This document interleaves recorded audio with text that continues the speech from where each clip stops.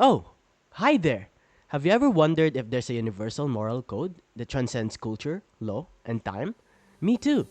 According to a study conducted by the Investopedia team, the natural law theory in ethics argues that we are already born with intrinsic values that guide our sense of right and wrong. This moral theory dates back to as early as 384 BCE, which is developed by notable figures such as Aristotle, Thomas Aquinas, and John Locke. The theory states that we have all these timeless principles that shape everything from human rights to modern laws. But what makes these rules unchanging, and how do they influence our daily lives? The basic idea of natural law ethics is that reason is the source of the moral law and that it guides us towards the good. According to Aquinas, the good is the ultimate goal of human actions and something that can be discovered within a person's nature. In order for human actions to achieve the good, they must adhere to the fundamental moral law, which according to natural law ethics is to do good and to steer clear of evil. In natural law ethics, ethics is the inner guide of human beings in making moral decisions. Aquinas adds that it is done in accordance with one's conscience, or that inner voice in human reason that calls a person to follow the moral law conscience. Now, to further expand our knowledge about this moral theory, let us delve into its real-life applications in the field of technology.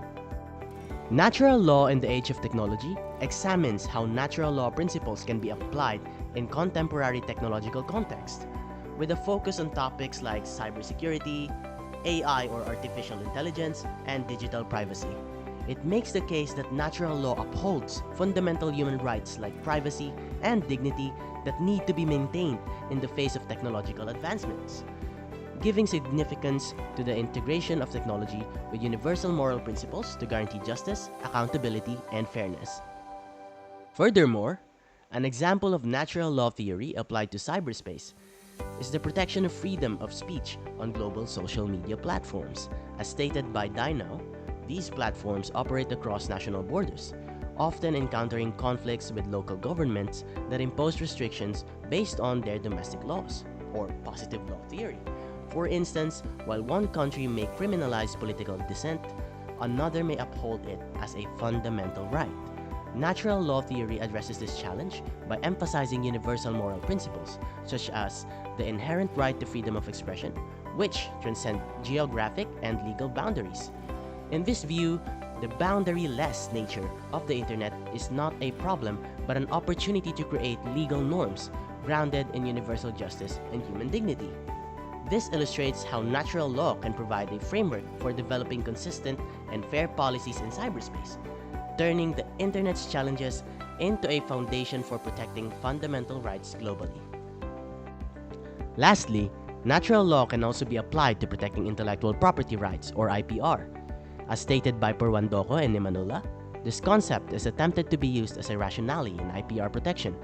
As outlined previously, that if the intellectual property requires thought and creativity of the inventor or creator, therefore, the right to decision by not giving compensation to its owner is an act which cannot be justified for violating the moral teachings of the good.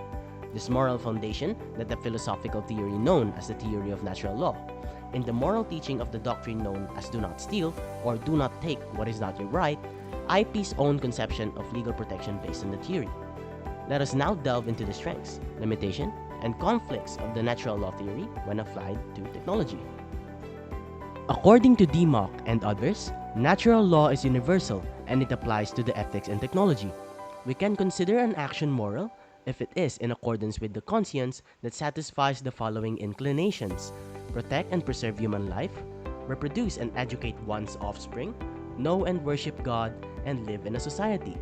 The technologies that preserve life, such as vaccines and other medical technologies, can be considered good as they protect and preserve life. The same with dating apps, as its main purpose is for humans to find partners and reproduce eventually. It is also the same with dealing with other people. In general, we can consider cyberbullying bad, since it is not in accordance with the human inclination of living in a society.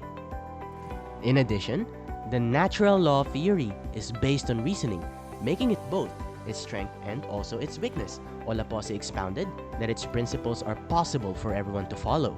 However, its criteria are hard to verify through empirical studies and experiments. Another issue with this theory is that individuals will always have different views on what is right and wrong. Moreover, Lane stated that the universal and unchanging characteristic of natural law theory leads to its inflexibility, making it unable to adapt to new and changing societal norms and values, as well as new ideas and perspectives. For instance, the continual advancement of technology gave birth to artificial intelligence, and throughout the years, it only got smarter and smarter to the point that we can use it on our daily tasks. This results in a moral dilemma regarding artificial intelligence. According to Chivate, its integrations in the legal systems could rid the law of any biases, making it a fair system for everyone with equal justice. On the other hand, its continuous development can lead to an era where jobs are handled by robots, causing massive unemployment for people, especially in the field that specializes in technology. In conclusion, natural law is a moral and legal philosophy that states that moral truths can be discovered through the use of reason, and they reflect the way things ought to be, aligning with human flourishing and the common good. The main strength that this theory can provide is its ability to use reasoning as a guideline for everyone to follow, as well as using it to discern ethical truths to promote thoughtful and logical moral deliberation. Although it can serve as a guide for people on determining what is just and right, it still has its own limitations and weaknesses because of its own use of reasoning too, mainly because of its difficulty on verifying criteria and individuality. Additionally, the unchanging nature of this theory could be inflexible due to today's societal norms and values. Therefore, it could not keep up to other standards. However, despite those weaknesses, it's undeniable that this theory provided guidance to people's behavior and morality. Hence, its application in technology such as AI, cyberspace, and legal systems offers a variety of positive effects, along with conflicting views and dilemmas. So, if you're searching for a philosophy that can clearly and firmly direct your choices and activities, why not try the natural law theory for yourself? You surely won't be disappointed.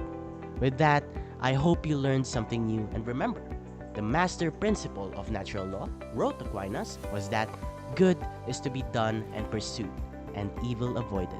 Thank you very much.